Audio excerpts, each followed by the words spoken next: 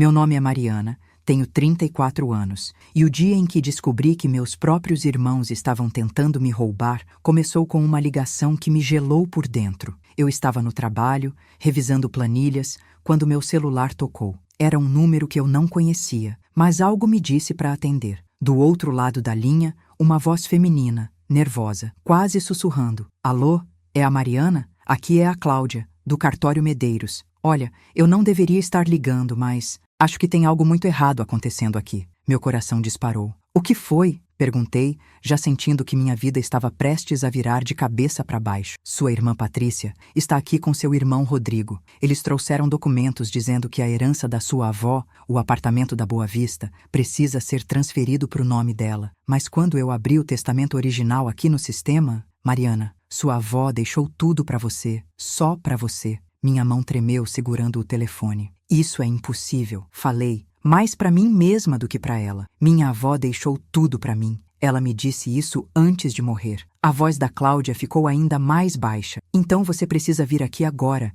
imediatamente, antes que eles consigam me convencer a assinar qualquer coisa. Eles trouxeram um advogado, estão com um documento que parece oficial e sua irmã está dizendo que você concordou com a transferência. Por favor, venha rápido. Desliguei o telefone e fiquei parada ali, no meio do escritório, com o barulho do ar-condicionado zumbindo e meus colegas digitando ao redor. Mas eu não conseguia ouvir mais nada além do sangue pulsando nos meus ouvidos. Patrícia e Rodrigo, meus irmãos, minha família, estavam naquele exato momento tentando me roubar a única coisa que minha avó tinha me deixado. E o pior, não era nem pela herança em si. Era porque eles sempre acharam que eu não merecia nada. Que eu era a filha problemática, a ovelha negra, aquela que nunca se encaixou nos planos perfeitos que eles tinham para a família. Peguei minha bolsa, nem avisei meu chefe, saí correndo do escritório. No táxi, enquanto o motorista reclamava do trânsito, eu fechei os olhos e deixei as memórias virem, porque essa história não começou hoje. Ela vem de muito tempo atrás. Quando éramos crianças, eu e Rodrigo éramos próximos. Ele é 3 anos mais velho que eu, e eu o idolatrava. A gente brincava junto,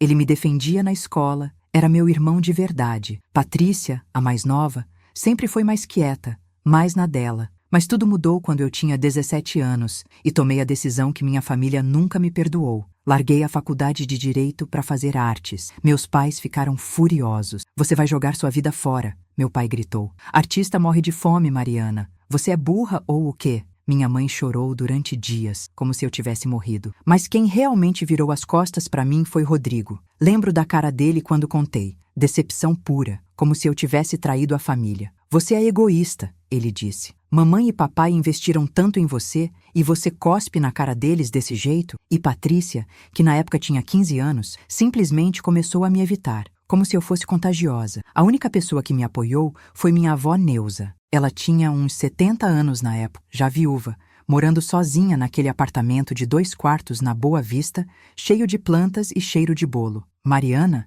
ela me disse, segurando minha mão na cozinha dela enquanto a chaleira apitava. Vida é curta demais para você viver o sonho dos outros. Se é a arte que te faz feliz, faz arte. E dane-se o que eles pensam. Ela foi quem pagou meu material do primeiro ano de faculdade, quando meus pais cortaram minha mesada. Foi na casa dela que eu passei todos os natais depois que minha família parou de me convidar para os jantares. Eles vão entender um dia, vovó Neuza dizia, me servindo mais uma fatia de rabanada. E se não entenderem, o problema é deles, não seu. Mas eles nunca entenderam. Rodrigo se formou em Direito, virou advogado corporativo, casou com a Fernanda, uma promotora que olhava para mim como se eu fosse um inseto. Eles tiveram 2 filhos, compraram um apartamento em Madalena, viviam postando fotos perfeitas no Instagram. Patrícia se formou em administração, começou a trabalhar na empresa do marido, o Júlio, um empresário que herdou uma fábrica de embalagens do pai. Eles também tinham a vida perfeita. Casa com piscina, viagens para Orlando, crianças em escola particular. E eu? Eu dava aulas de pintura para crianças numa ONG, vendia quadros em feirinhas, morava num apartamento alugado de 1 quarto em Casa Amarela. Pelos padrões da minha família, eu era uma fracassada. As coisas pioraram muito quando Patrícia se casou com o Júlio, 5 anos atrás. A partir dali, ela virou outra pessoa, ou talvez tenha apenas revelado quem sempre foi. O Júlio era daqueles homens que mediam o valor das pessoas pelo tamanho da conta bancária, e Patrícia absorveu essa mentalidade como uma esponja. No casamento dela, um evento enorme num buffet chique na beira-mar, eu cheguei com um vestido simples que comprei num brechó. Patrícia me olhou de cima a baixo e disse na frente das amigas dela: "Ah, Mariana, você não conseguiu achar nada melhor para vestir, não? Bem, pelo menos você veio." As amigas riram. Eu sorri e disse que o vestido era vintage, mas por dentro, alguma coisa quebrou. Depois disso, virou tradição eles me humilharem. No aniversário de 40 anos do Rodrigo, em 2023, todo mundo estava no apartamento dele. Aquela festa com bartender, decoração cara, convidados importantes. Eu cheguei com um quadro que tinha pintado para ele, uma vista do Marco Zero, lugar que a gente ia quando era criança. Rodrigo abriu o presente na frente de todo mundo, olhou com desprezo e disse: "Ah, que fofo. Obrigado, Mari." E colocou o quadro apoiado num canto, atrás de um vaso. Mais tarde, ouvi a Fernanda dizendo para uma amiga: "É o máximo que ela pode dar, né, coitada? Pelo menos se esforçou." Eu estava a 2 metros de distância. Elas sabiam que eu podia ouvir. Respirei fundo, comi um canapé e fui embora meia hora depois, sem me despedir de ninguém. No Natal de 2023, a coisa chegou no limite. Meus pais decidiram fazer a ceia na casa de Patrícia, aquela mansão com piscina e churrasqueira. Eu só fui porque vovó Neuza me implorou: "Mariana, vai ser nosso último Natal juntos. Eu já tô velha demais para ficar brigando com essa família." Ela tinha 83 anos e já estava ficando frágil. Eu fui. Cheguei com presentes simples, mas escolhidos com carinho. Quando sentamos à mesa, Júlio começou a falar sobre investimentos, ações, propriedades. Rodrigo entrou na conversa, os dois disputando quem era mais bem-sucedido. Até meu pai participou, todo orgulhoso dos genros. E aí, Júlio, com aquele sorriso cínico, olhou para mim e perguntou: "E você, Mariana? Como andam os negócios? Vendeu muitos desenhinhos esse ano?" A mesa ficou em silêncio. Patrícia deu uma risadinha. Rodrigo pigarreou, sem me defender. Vovó Neuza bateu o garfo no prato. "Júlio, respeito. Mariana é uma artista talentosa." Ele levantou as mãos. "Calma, vó. É só uma brincadeira." "A Mari sabe que é brincadeira, né, Mari?" Eu olhei para ele, para Patrícia, para o Rodrigo, para os meus pais. Ninguém falou nada. "Sei", respondi. "É engraçadíssimo." Terminei de comer em silêncio, ajudei a vovó a se levantar e saímos juntas. No carro, ela segurou minha mão. "Você vale mais do que todos eles juntos, minha filha, e eu vou garantir que você saiba disso." 2 meses depois, em fevereiro de 2024, vovó Neuza teve um AVC. Eu larguei tudo e fiquei com ela no hospital durante os 15 dias que ela passou internada. Rodrigo apareceu 2 vezes, Patrícia, 3. Meus pais iam, mas ficavam meia hora e saíam, desconfortáveis com o cheiro de hospital e a visão da mãe deles tão frágil. Eu dormia na cadeira do quarto, segurava a mão dela, lia livros em voz alta. Quando ela melhorou o suficiente para falar, ela me pediu para chamar um advogado. "Quero fazer meu testamento", disse. "Não discute comigo, Mariana. Eu já decidi." O advogado veio, um senhor chamado Dr. Armando, parceiro de escritório do Rodrigo. Ironicamente, vovó Neuza pediu para ficar sozinha com ele por 1 hora. Quando saíram, ela estava cansada, mas satisfeita. "Está tudo certo", me disse. "Agora eu posso descansar." Ela teve alta, voltou para o apartamento dela e eu passei a visitá-la 3 vezes por semana. Levava comida, fazia companhia, pintava com ela no cantinho que virou nosso ateliê improvisado. Rodrigo e Patrícia raramente apareciam. "Tô muito ocupado", era sempre a desculpa do Rodrigo. As crianças tão com muita atividade era a da Patrícia. Mas quando vovó Neuza morreu, em setembro de 2024, no sono, tranquila, os dois apareceram no velório impecavelmente vestidos, chorando, recebendo pêsames como se tivessem sido os netos dedicados. No dia da leitura do testamento, 3 semanas depois, estava eu, Rodrigo, Patrícia, meus pais e o Dr. Armando no escritório dele. Eu esperava que vovó tivesse dividido tudo em 3: o apartamento, as economias, os móveis. Fazia sentido. Mas quando o Dr. Armando abriu o envelope e começou a ler, o rosto de Rodrigo foi ficando vermelho e Patrícia me olhou com ódio puro. "Deixo meu apartamento, localizado na Rua das Flores, 234 Boa Vista, avaliado em aproximadamente R$ 850 mil, integralmente para minha neta Mariana Silva Santos, por ter sido a única que me acompanhou com amor verdadeiro e desinteressado em meus últimos anos." O silêncio foi ensurdecedor. Meu pai bufou. Minha mãe começou a chorar. Rodrigo levantou. Isso é um absurdo. A senhora estava senil. Dr. Armando, impassível. Dona Neuza estava em pleno domínio das suas faculdades mentais. Eu avaliei pessoalmente. Patrícia explodiu. Ela manipulou a vovó? Óbvio que manipulou. Ficava grudada lá fazendo joguinho emocional. Eu olhei para ela incrédula. Joguinho emocional? Eu cuidei dela, Patrícia. Onde você estava quando ela não conseguia se levantar da cama sozinha? Você só fez isso pela herança, ela gritou. Você sempre foi interesseira. Aquilo me cortou fundo. Respirei fundo, olhei para o Dr. Armando. Quando posso assinar os papéis? Ele ajustou os óculos. Vou preparar a documentação. Pode levar umas 2, 3 semanas. E foi aí que o inferno começou. Rodrigo me ligou no dia seguinte. Mari, vamos conversar como adultos. Vovó claramente não estava pensando direito quando fez isso. Vamos dividir o apartamento em 3, como deveria ser. É justo. Eu disse não.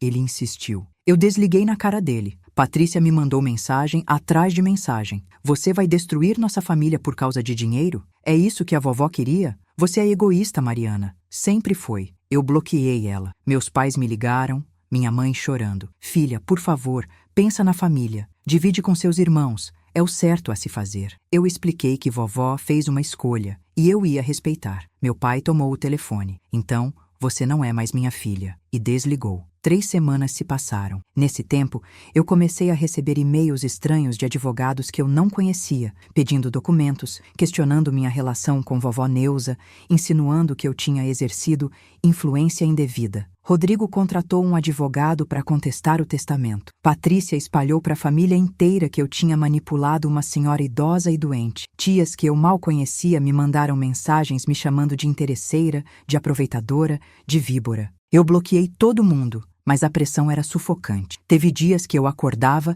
e não queria sair da cama. Será que eles tinham razão? Será que eu era egoísta por aceitar a herança? Mas aí eu lembrava das palavras da vovó. Você merece, minha filha. Você esteve aqui. Amor de verdade é presença. E aí veio a ligação do cartório. Aquela ligação que mudou tudo. Quando o táxi finalmente parou na frente do cartório Medeiros, eu estava suando frio, apesar do ar-condicionado. Paguei correndo, atravessei a rua, subi as escadas. A recepção estava vazia, exceto por uma moça jovem na mesa, que me olhou com olhos arregalados. Você é a Mariana? Eu acenei. Ela apontou para uma sala no fundo. Eles estão lá. A Cláudia te espera. Abri a porta devagar. Era uma sala pequena, com uma mesa cheia de papéis, e ali estavam Patrícia, de salto alto e roupa de grife, cabelo escovado, maquiagem perfeita. Rodrigo, de terno, aquela postura de advogado confiante. E um homem que eu não conhecia, também de terno, mais velho,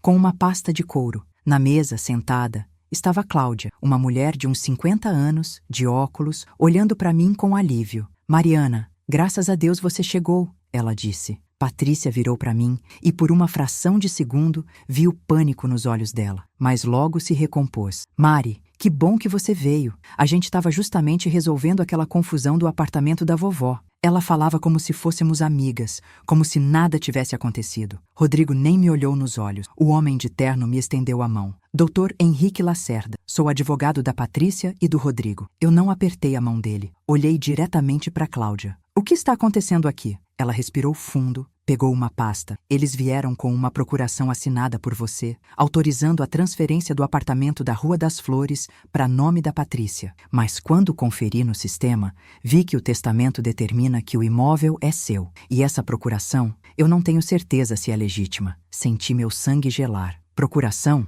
Eu nunca assinei procuração nenhuma. Patrícia deu uma risada nervosa. Mari, você assinou sim, lembra? No dia do enterro, você estava tão abalada, a gente te pediu para assinar uns papéis para facilitar o inventário. Mentira, mentira descarada. Eu não assinei nada no dia do enterro, respondi, a voz saindo firme. E se tem uma procuração aí com minha assinatura, é falsa. Dr. Henrique riu condescendente. Agora, Mariana, vamos com calma. Acusações de falsificação são graves. Você tem alguma prova do que está dizendo? Olhei para ele, para Rodrigo, para Patrícia. Meu irmão, minha irmã, tentando me roubar, com documentos falsos. Senti uma raiva tão grande subindo pelo peito que tive que respirar fundo 3 vezes antes de conseguir falar. Eu quero ver essa procuração. Cláudia me passou o papel. Era uma procuração simples, 2 páginas, autorizando Patrícia Silva Santos a representar Mariana Silva Santos em assuntos relacionados ao inventário de Neuza Maria Santos. No final,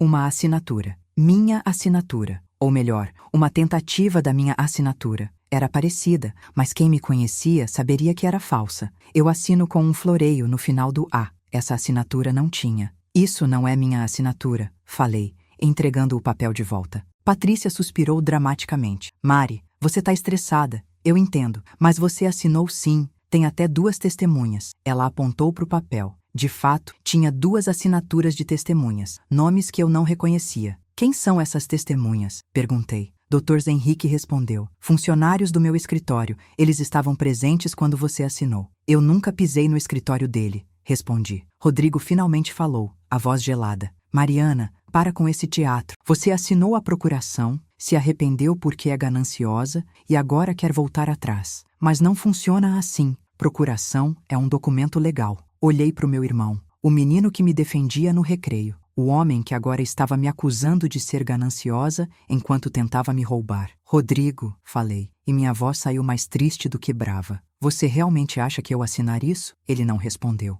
Desviou o olhar. Cláudia pigarreou. Bom, considerando que a Mariana está contestando a autenticidade da procuração, eu não posso prosseguir com a transferência. Vou precisar que vocês resolvam isso judicialmente. Dr. Henrique bateu a pasta na mesa. Isso é um absurdo. Estamos com toda a documentação em ordem. A documentação está sendo questionada, Cláudia respondeu firme. Não vou arriscar meu registro. Desculpem. Patrícia levantou, os olhos brilhando de raiva. Mariana, você vai se arrepender disso. Juro pra você. É uma ameaça? Perguntei. É uma promessa, ela disse, pegando a bolsa e saindo da sala, os saltos batendo forte no chão. Rodrigo e Dr. Henrique a seguiram. Antes de sair, Rodrigo parou e disse sem me olhar. Você não é mais minha irmã. E saiu. Fiquei ali, parada, tremendo. Cláudia veio até mim. Você está bem? Eu não estava, mas respondi. Vou ficar. Obrigada por ter me ligado. Se você não tivesse, eu sei. Ela disse suavemente. Olha, eu vi muita coisa trabalhando aqui. Família brigando por herança é comum. Mas falsificar procuração, isso é crime. Você precisa de um advogado. Um bom. Eu acenei. Vou procurar um. Ela escreveu um nome num papel. Esse é o Dr. Mário Andrade, especialista em sucessões e fraudes documentais. Fala que eu indiquei. Saí do cartório com as pernas bambas. Na calçada parei, olhei para o céu cinza de Recife e deixei as lágrimas caírem. Não eram só lágrimas de tristeza. Eram de raiva, de decepção, de luto. Porque naquele momento eu entendi. Minha família não existia mais. Rodrigo e Patrícia não eram meus irmãos. Eram estranhos que compartilhavam meu sobrenome e estavam dispostos a me destruir por dinheiro. Limpei o rosto, peguei o celular e liguei para o número que Cláudia tinha me dado. Uma secretária a atendeu. Escritório Dr. Mário Andrade. Oi, meu nome é Mariana Santos. Cláudia do Cartório Medeiros me indicou. Eu preciso falar com o doutor. Mário, urgentemente. É sobre uma tentativa de fraude de herança. Ela fez algumas perguntas, pediu para eu esperar um minuto. Quando voltou, a agenda dele tá lotada, mas ele pediu para você vir amanhã às 9 da manhã. Pode ser? Pode, respondi. Muito obrigada. Desliguei e respirei fundo. Não ia ser fácil, mas eu ia lutar, por mim, pela vovó Neuza, pela verdade. Naquela noite, não consegui dormir. Fiquei revirando tudo na cabeça. A procuração falsa, as testemunhas falsas. Rodrigo é advogado. Ele sabia exatamente o que estava fazendo. Patrícia sempre foi mais impulsiva, mas tinha o Júlio sussurrando no ouvido dela. Com certeza. Eles tinham planejado isso. Esperaram eu assinar a documentação oficial do inventário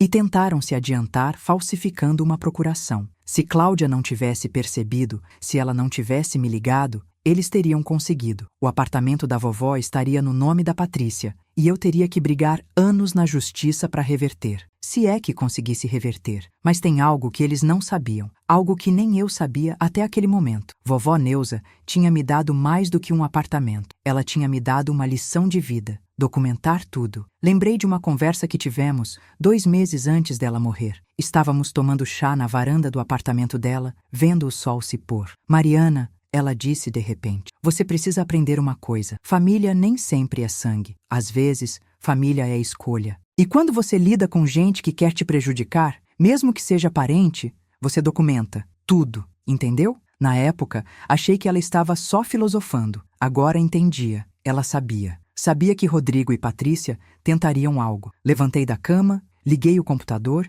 e comecei a juntar tudo que eu tinha. Mensagens de WhatsApp onde Rodrigo me pressionava a dividir a herança, e-mails dos advogados dele, prints das mensagens da Patrícia me xingando. Eu tinha tudo. Além disso, lembrei, eu tinha fotos. Fotos minhas com vovó Neuza no hospital, datadas. Fotos de mim no apartamento dela, ajudando. Vídeos que eu fiz dela pintando comigo. Comprovantes de que eu pagava as contas dela nos últimos meses, quando a aposentadoria não dava. Recibos de remédio que eu comprava. Eu tinha uma montanha de provas de que minha relação com ela era genuína. E eles? O que eles tinham? Fotos de Natal? Visitas esporádicas? Organizei tudo numa pasta digital. Imprimi tudo numa pasta física. Separei por data, por tipo. Quando terminei, já eram 4 da manhã. Dormi 2 horas e acordei com o despertador. Tomei banho, me arrumei, coloquei minha melhor roupa, uma calça social preta e uma blusa branca. Nada de grife, mas limpa e apresentável. Peguei a pasta e fui para o escritório do Dr. Mário. O escritório ficava num prédio antigo no bairro de Santo Antônio, 8º andar, com vista para o centro. A recepção era simples, mas elegante. Madeira escura, poltronas de couro, uma secretária de uns 30 anos que me cumprimentou com um sorriso. Mariana, o Dr. Mário te espera. Ela me levou até uma sala no fundo. O Dr. Mário era um homem negro, de uns 60 anos, cabelo grisalho, óculos de leitura pendurados numa correntinha e um sorriso caloroso que me fez sentir, pela primeira vez em dias, que talvez eu não estivesse sozinha nessa. Senta, Mariana. Quer um café? Água. Água, por favor. Ele serviu um copo, sentou atrás da mesa, cruzou as mãos e disse: Conta tudo pra mim, do início. E eu contei. Contei sobre vovó Neuza, sobre Rodrigo e Patrícia, sobre o testamento, sobre a pressão, sobre a ligação do cartório, sobre a procuração falsa. Falei durante 40 minutos sem parar. Ele ouvia, fazia anotações, perguntava detalhes. Quando terminei, eu estava exausta. Ele tirou os óculos, limpou com um lenço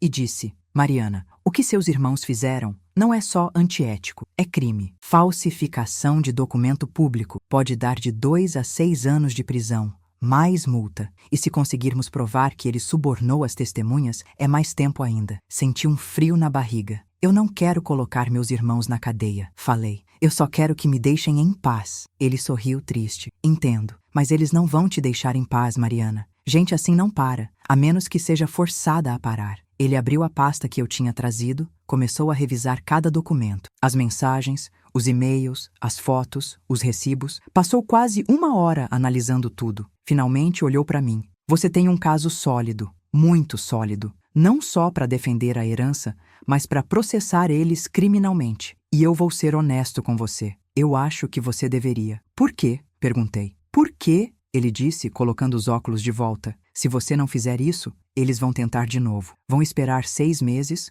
1 ano e vão inventar outra estratégia. Gente desesperada por dinheiro não desiste. E seus irmãos, pelo que você me contou, eles não têm problema nenhum em te machucar. Fiquei em silêncio, absorvendo aquilo. Será que ele tinha razão? Será que Rodrigo e Patrícia tentariam de novo? Lembrei do olhar da Patrícia no cartório. Você vai se arrepender disso. Não era remorso, não era vergonha, era ameaça. Tá bom, falei. O que eu preciso fazer, doutor? Mário sorriu. Primeira coisa, a gente vai ao cartório, junto com a Cláudia, e formaliza a suspeita de falsificação. Isso vai gerar um boletim de ocorrência. Segundo, a gente entra com uma ação de falsidade documental. Terceiro, a gente pede uma perícia grafotécnica para provar que essa assinatura não é sua. Quarto, a gente processa eles por tentativa de estelionato. E quinto, a gente garante que o apartamento seja transferido para o seu nome o mais rápido possível, antes que eles tentem mais alguma coisa. Isso vai custar quanto? Perguntei, já imaginando que não tinha como pagar. Ele me olhou com gentileza. Normalmente, eu cobraria uns 15 mil reais para um caso assim. Mas Cláudia é amiga há 20 anos e ela nunca me indica qualquer um, só gente que realmente precisa. Então vamos fazer o seguinte, você me paga 5 HARs, 0 laers agora, e o resto a gente vê depois, dependendo do resultado. 5 mil era tudo que eu tinha de reserva, tudo, mas era isso ou perder o apartamento da vovó. Fechado, respondi. Saímos do escritório juntos e fomos direto para o cartório. Cláudia nos recebeu, já esperando. Doutor Mário, que prazer! ela disse. Os dois se cumprimentaram como velhos amigos. Ela trouxe a procuração falsa, uma cópia do testamento, e escreveu uma declaração técnica explicando as inconsistências que ela tinha notado. Fomos então para a delegacia especializada em crimes contra o patrimônio. Lá, um delegado chamado Dr. Fernando nos atendeu. Jovem, uns 30 e poucos, mas sério. Ouvi a história toda de novo, analisou os documentos e disse: vou abrir um inquérito. Isso é falsificação ideológica. Vou notificar as partes envolvidas para depor. Assinei o boletim de ocorrência. Oficial agora. Quando saímos da delegacia, já era tarde. Dr. Mário me levou até um café próximo. Mariana, agora vem a parte difícil. Seus irmãos vão ser notificados. E quando forem, vão ficar furiosos. Pode ser que tentem te intimidar, te ameaçar. Você precisa estar preparada. Eu tô preparada, falei, mas por dentro estava apavorada. Doutor, Mário pegou meu telefone e salvou o número dele. Qualquer coisa, qualquer mensagem estranha, qualquer ameaça, você me manda screenshot imediatamente, entendeu? Entendi. A notificação chegou 3 dias depois, e a reação foi exatamente como o Dr. Mário previu. Rodrigo me ligou gritando: você me denunciou? Você chamou a polícia para cima da sua própria família? Você tá completamente louca. Você falsificou uma procuração, Rodrigo. Respondi calmamente. Isso é crime. Crime é você manipular uma velha doente para roubar a herança da família. Ele berrou. Fala com o seu advogado. Respondi e desliguei. Ele me ligou mais 5 vezes. Não atendi. Patrícia foi pior. Ela começou uma campanha nas redes sociais, fez posts vagos no Facebook. Quando você descobre que alguém da família é capaz de trair todo mundo por dinheiro, com emojis de coração partido. Nos comentários, tias e primas que eu mal conhecia comentavam: que absurdo, Deus tá vendo tudo. Ingratidão é a pior coisa. Bloqueei todos, mas o pior foi quando minha mãe apareceu na minha casa. Era um sábado de manhã. Eu estava pintando, tentando me distrair quando a campainha tocou. Abri a porta e lá estava ela. Lúcia, minha mãe, 62 anos, cabelo curto tingido de loiro, olheiras profundas. Mãe, falei surpresa. Ela não vinha na minha casa há 2 anos. Posso entrar? Deixei. Ela olhou ao redor, viu meus quadros apoiados na parede, a bagunça organizada do meu ateliê improvisado e suspirou. Sentou no sofá sem eu oferecer. Mariana, o que você está fazendo? Estou me defendendo, mãe. Você denunciou seu irmão para a polícia? Você sabe o que isso pode fazer com a carreira dele? Ele tentou me roubar, mãe, com documento falso. Ela balançou a cabeça. Isso é um mal-entendido. Tenho certeza que é. Não é mal-entendido. É crime. Minha mãe começou a chorar. Aquele choro manipulador que ela sempre usou quando queria que eu cedesse em algo. Você vai destruir essa família. A família já estava destruída, mãe. Desde o dia que vocês pararam de me convidar para os jantares. Desde o dia que o pai disse que eu não era mais filha dele. Eu só não tinha percebido ainda. Ela me olhou e pela primeira vez vi algo além da manipulação. Vi desconforto, culpa, talvez. Mariana, a gente só queria que você tivesse uma vida melhor. Uma vida estável. Eu tenho uma vida melhor. Eu faço o que amo. Eu sou feliz. Vocês é que não conseguem aceitar isso. E você acha que a vovó ia querer ver a família brigando desse jeito? Aquilo me pegou, mas respirei fundo. Vovó Neuza me deixou o apartamento porque ela sabia exatamente como vocês eram. Ela fez uma escolha consciente e eu vou respeitar a escolha dela, mesmo que vocês não respeitem. Minha mãe levantou, pegou a bolsa. Você vai se arrepender, Mariana. Quando você ficar velha e sozinha, sem família, você vai ver que eu estava certa. Abri a porta para ela. Eu prefiro ficar sozinha do que ficar com gente que me odeia. Ela saiu sem olhar para trás. Fechei a porta, encostei nela e chorei. Mas dessa vez não era só tristeza, era alívio, porque finalmente, depois de anos, eu tinha falado a verdade para minha mãe e tinha sobrevivido. 2 semanas se passaram. Nesse tempo, o Dr. Mário entrou com todas as ações que tinha prometido. A perícia grafotécnica foi marcada. Fui num laboratório especializado, onde um perito comparou minha assinatura verdadeira, de documentos oficiais, RG, CPF, conta de banco, com a assinatura da procuração. Ele tirou fotos, mediu ângulos, analisou pressão do traço. Levou 1 hora. No final, ele disse: o laudo vai sair em 15 dias, mas posso adiantar. Não é a mesma pessoa que assinou. Senti um peso saindo dos meus ombros. Enquanto esperávamos o laudo, doutor, Mário me ligou com uma notícia. Mariana, o advogado do Rodrigo e da Patrícia entrou em contato. Eles querem fazer um acordo. Que tipo de acordo? Eles desistem de contestar o testamento e da procuração. E você desiste da ação criminal. Todo mundo sai sem processo. Pensei por um longo minuto. Parte de mim queria aceitar, só para acabar logo com aquilo. Mas outra parte lembrou: gente assim não para, a menos que seja forçada a parar.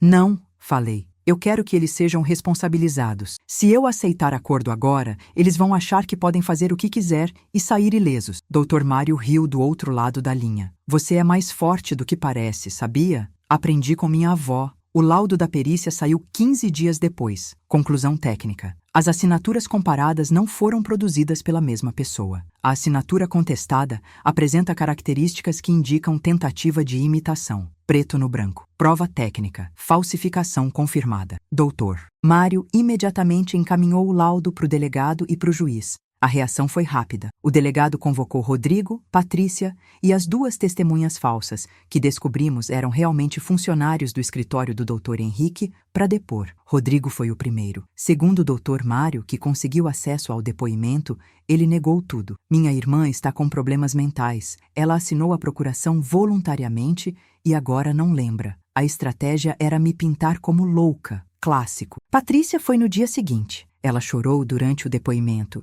disse que estava sendo usada pelo marido e pelo irmão, que não sabia de nada. Clássico também. As testemunhas ficaram nervosas, começaram a se contradizer. Uma disse que a assinatura foi num dia, a outra disse que foi noutro. Uma disse que foi de manhã, a outra disse que foi de tarde. O castelo de mentiras desmoronando. Foi quando o delegado chamou o Dr. Henrique, o advogado, e aí tudo explodiu. Dr. Henrique, nervoso, tentou se proteger. Admitiu que as testemunhas eram funcionários dele, mas disse que foi Rodrigo quem pediu a procuração, que ele apenas facilitou a documentação. Ou seja, jogou Rodrigo debaixo do ônibus. Rodrigo, por sua vez, disse que a ideia foi da Patrícia. Patrícia disse que foi do Júlio. Júlio disse que não sabia de nada. Todo mundo se acusando, ninguém assumindo responsabilidade. Era patético. Doutor Mário me ligou com a novidade. Mariana, o Ministério Público decidiu oferecer denúncia. Vai virar processo criminal. Rodrigo, Patrícia e Dr. Henrique vão ser réus. As testemunhas vão colaborar com a justiça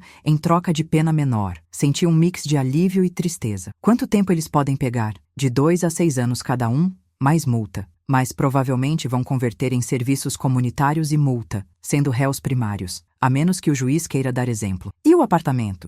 O apartamento já está sendo transferido para o seu nome. Questão de 2 semanas e é seu oficialmente. E de fato, 2 semanas depois, no dia 15 de janeiro de 2025, 1 ano e 4 meses depois da morte de vovó Neuza, eu recebi a escritura. Apartamento na Rua das Flores, 234, Boa Vista, Recife PE, 82 metros quadrados, 2 quartos, varanda, agora oficialmente em nome de Mariana Silva Santos. Segurei o papel na mão e chorei, mas não de tristeza, de vitória, de justiça, de amor pela minha avó, que mesmo depois de morta ainda estava me protegendo. Mas a história não terminou aí, porque 3 dias depois recebi uma mensagem de um número desconhecido. Mariana, aqui é a Fernanda, a gente precisa conversar. Fernanda, a esposa do Rodrigo, a que me olhava como inseto. Por que ela estava me procurando? Liguei para o Dr. Mário. Não atende. É armadilha. Mas minha curiosidade foi mais forte. Respondi. Sobre o quê? Ela. Sobre tudo o que aconteceu. Eu descobri coisas que você precisa saber. Pode me encontrar amanhã no shopping Rio Mar, praça de alimentação, meio-dia? Mostrei para o Dr. Mário. Ele disse, se for, eu vou com você. E a gente grava a conversa. Concordei. No dia seguinte, cheguei no shopping com o Dr. Mário. Fernanda estava sentada numa mesa de canto, sozinha, com uma xícara de café frio na frente. Ela estava diferente, sem maquiagem, cabelo preso de qualquer jeito, olheiras profundas. Quando me viu, levantou, nervosa. Mariana, obrigada por vir. Dr. Mário se apresentou. Dr. Mário Andrade, advogado da Mariana. Ela não vai conversar sem mim presente. Fernanda olhou para ele, depois para mim e assentiu. Tudo bem, sentamos. Ela respirou fundo e disse, eu quero pedir desculpas. Não era o que eu esperava. Desculpas pelo quê? Por tudo. Por ter te tratado mal, por ter rido de você, por não ter impedido o Rodrigo de fazer aquela loucura. Ela olhou para as próprias mãos. Eu não sabia que ele ia falsificar a procuração. Juro. Descobri quando a notificação da polícia chegou em casa. Ele me contou chorando, dizendo que tinha feito uma besteira, que a Patrícia tinha convencido ele. E você acredita? Perguntei. Ela deu um sorriso triste. Não sei mais no que acredito, mas desde que isso começou, tenho visto um lado do Rodrigo que eu não conhecia. Ele tá desesperado por dinheiro. Fez investimentos errados, perdeu muito. A gente tá devendo o apartamento, tá devendo escola dos meninos, ele tá afogado em dívidas. Aquilo me pegou de surpresa. Rodrigo, o advogado bem-sucedido, tava quebrado? Ele nunca te contou? Fernanda perguntou. A gente não conversa há mais de 1 ano, respondi. Ela continuou. A Patrícia e o Júlio também. A empresa deles está mal, perderam contratos grandes, eles estão quase falindo. Por isso ficaram desesperados quando souberam da herança. R$850 mil resolveria todos os problemas deles. Olhei para ela processando. Então foi tudo por causa de dinheiro. Não por família, não por justiça, só dinheiro. Sempre foi, ela confirmou. E eu sinto muito, de verdade. Dr. Mário perguntou. Por que você tá contando isso pra gente? Fernanda olhou diretamente pra ele. Porque eu quero me divorciar do Rodrigo. E eu não quero ser cúmplice das merdas dele. Eu tenho filhos pequenos, doutor. Não quero que eles cresçam achando que isso é normal. Ela tirou um envelope da bolsa. Aqui. São prints de conversas entre Rodrigo, Patrícia e Júlio, planejando a falsificação, discutindo como convencer você a desistir. Tem até mensagem do Dr. Henrique cobrando pela consultoria. Toma. Usa isso no processo. Eles merecem. Peguei o envelope. Dentro, tinha pelo menos 30 páginas de prints, mensagens no WhatsApp, e-mails, tudo. Prova incontestável de premeditação. Olhei para Fernanda. Por que você está fazendo isso? Ela limpou uma lágrima. Porque sua avó não merecia isso. E você não merecia ser tratada daquele jeito. E porque eu cansei de fingir que tá tudo bem. Ela levantou. Desculpa por tudo, Mariana. De verdade. E saiu, deixando a gente ali, segurando a bomba que ela tinha acabado de entregar. Dr. Mário olhou para mim, incrédulo. Isso aqui é ouro. Com essas mensagens, a gente prova premeditação. Eles vão se ferrar ainda mais. Eu não respondi. Estava pensando na Fernanda, na coragem que deve ter custado para ela fazer aquilo. Em como, às vezes, os aliados vêm dos lugares mais inesperados. 1 semana depois, Dr. Mário entrou com as novas provas no processo. O Ministério Público recalculou a pena, aumentou a acusação para associação criminosa e estelionato qualificado. A história começou a vazar para a imprensa local. Um jornal pequeno publicou: advogado e irmãs acusados de falsificar documentos para roubar herança. Com nomes, com fotos. A reputação de Rodrigo destruída. O escritório dele começou a perder clientes. Patrícia e Júlio viraram piada nos grupos de empresários. Justiça poética? Talvez. Meu pai me ligou. Pela primeira vez em mais de 1 ano. Atendi, mas não disse nada. Esperei ele falar. Mariana, eu li no jornal. Silêncio. Eu não sabia que tinha chegado nesse ponto. Continuei em silêncio. Seu irmão...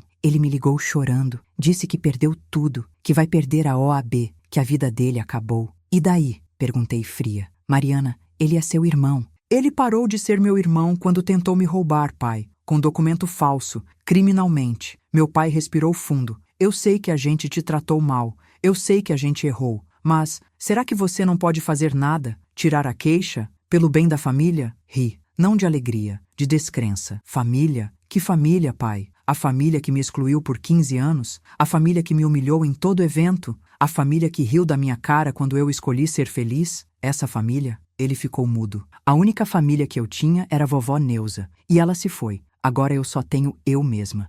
E tá bom assim. Desliguei. Ele não ligou de volta. O julgamento aconteceu em março de 2025. Eu estava lá, no tribunal, com o Dr. Mário ao meu lado. Rodrigo entrou de terno, abatido, magro, olheiras profundas. Patrícia estava chorando, acompanhada por Júlio, que parecia um fantasma. Dr. Henrique entrou sozinho, olhando para o chão. O juiz leu a acusação, ouviu as defesas, todas fracas, cheias de desculpas, analisou as provas. A sentença saiu ali mesmo. Rodrigo, 2 anos de reclusão convertida em serviços comunitários e multa de R$80 mil.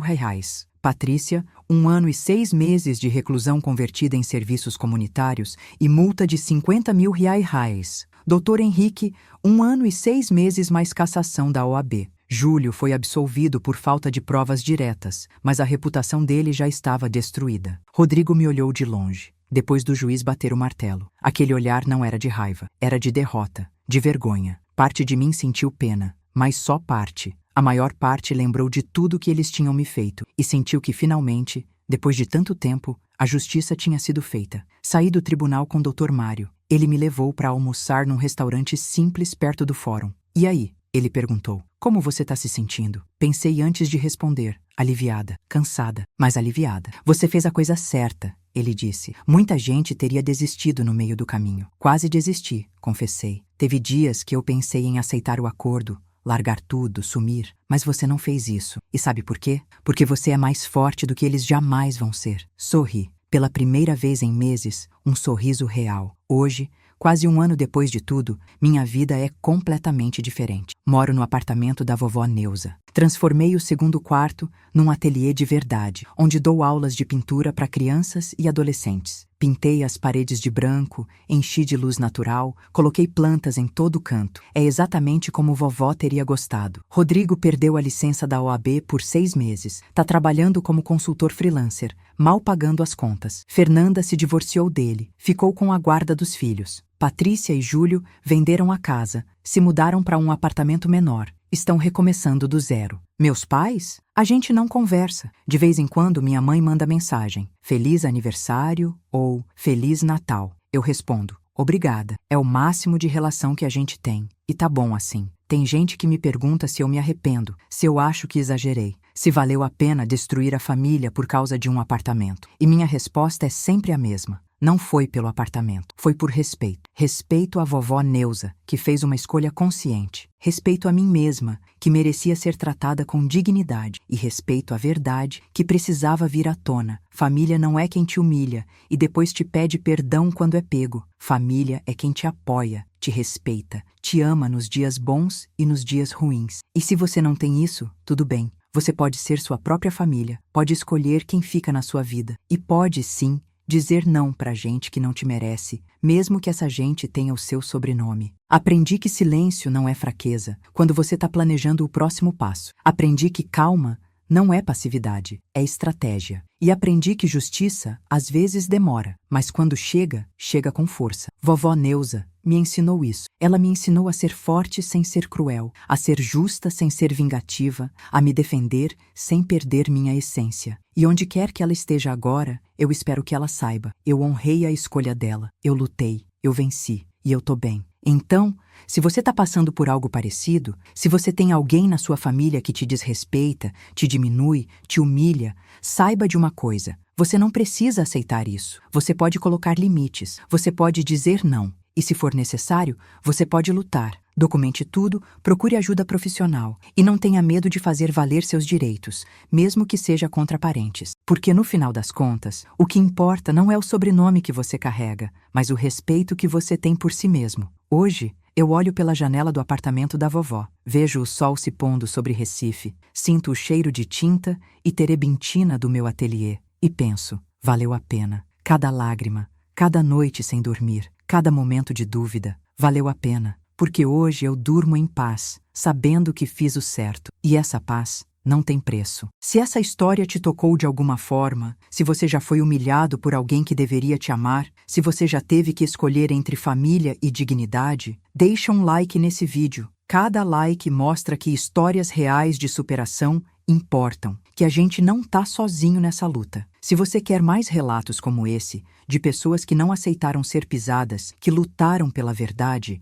se inscreve no canal e ativa o sininho, porque tem muito mais história para contar. Muita gente que virou o jogo quando ninguém acreditava. E me conta aqui nos comentários, você acha que eu exagerei? Você teria feito a mesma coisa no meu lugar? Ou você acha que família é família e a gente tem que perdoar sempre? Não importa o que aconteça? Eu quero saber a sua opinião. Tem gente na sua vida que te desrespeitou e você ainda não teve coragem de enfrentar? Conta aqui embaixo. Às vezes, só de escrever, a gente já começa a se libertar. E se você conhece alguém que está numa situação parecida, alguém que está sendo manipulado ou humilhado pela própria família, compartilha esse vídeo. Você pode estar dando a essa pessoa a força que ela precisa para tomar uma atitude. No próximo vídeo, vou contar a história da Sofia, que descobriu que o marido estava roubando dela há anos com a ajuda da sogra. O que ela fez? Você não vai acreditar. Não perde. Obrigada por ter ficado até aqui. Sua presença, seu tempo, sua atenção, tudo isso importa mais do que você imagina. A gente se vê no próximo relato.